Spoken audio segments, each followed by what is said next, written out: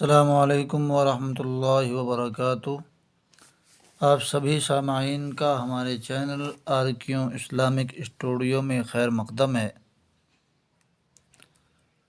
اور آج کا ہمارا سبق نمبر 21 سے شروع ہوگا۔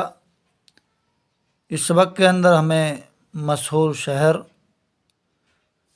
شہر اور دریاؤں کے نام بتائے گئے ہیں، اور اسی سبق کے ساتھ ساتھ ہمیں ایک کہانی بھی اس سبق کے اندر سنائی گئی ہے، ہم اسے پڑھنے کی کوشش کرتے ہیں۔ بسم اللہ الرحمن الرحیم۔ سبق نمبر 21، مشہور شہر اور دریا۔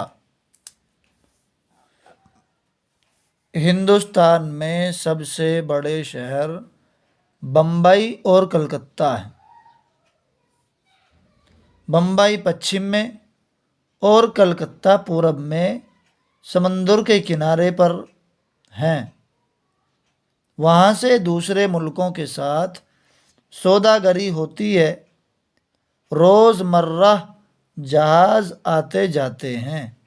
روز مرہ یعنی روزانہ، آئے دن۔ لاہور، دلی، آگرہ، الہ آباد اور بنارس بھی بڑے شہر ہیں۔ دلی اس ملک کی پرانی راجدھانی ہے۔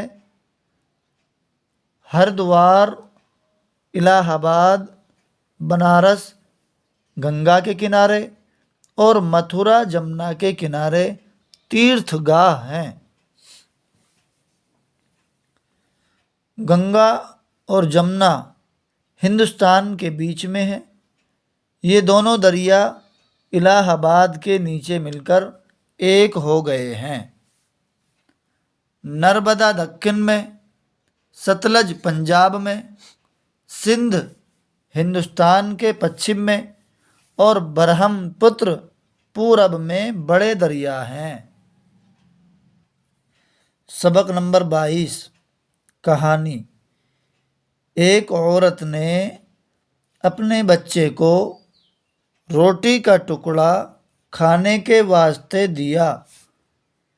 کوا جو دیوار پر بیٹھا کائیں کائیں کر رہا تھا، جھپ سے اترا اور روٹی کا ٹکڑا چھین کر اڑ گیا۔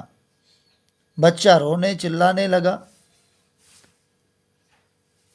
عورت بچے کا بلبلانا سن کر یہ کہتی ہوئی دوڑی، کیسا کمبخت لالچی دغاباز جانور ہے۔ کوے نے جواب دیا کہ جو آدمی اپنے بھائیوں کا مال دغا و فریب یا چوری سے کھاتے ہیں، پہلے ان کو برا کہو، وہ تو مجھ سے بھی زیادہ برے ہیں۔ اسی کے متعلق شاعر نے ایک شعر لکھا ہے کہ اوروں کی بری بات تو بھاتی نہیں تم کو، اوروں کی بری بات تو بھاتی نہیں تم کو، پر اپنی برائی نظر آتی نہیں تم کو۔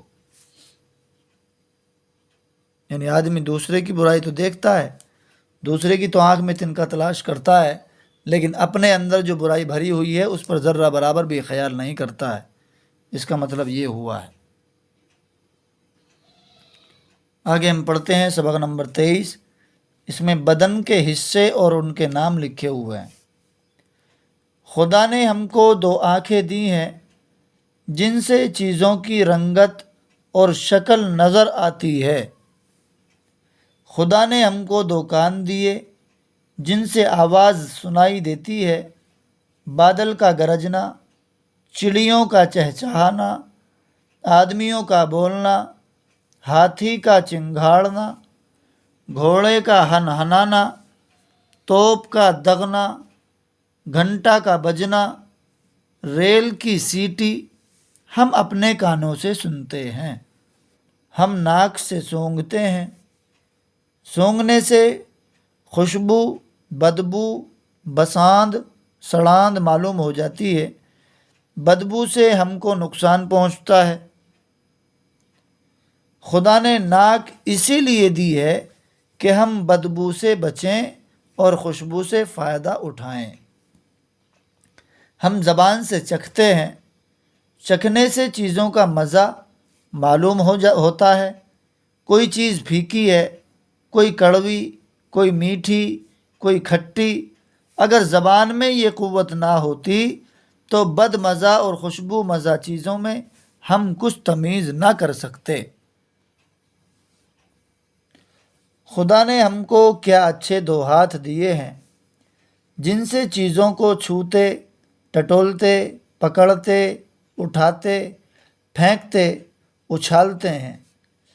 چھونے سے ہم کو چیزوں کی سردی، گرمی، سختی، نرمی، کھردراپن اور صفائی معلوم ہو جاتی ہے۔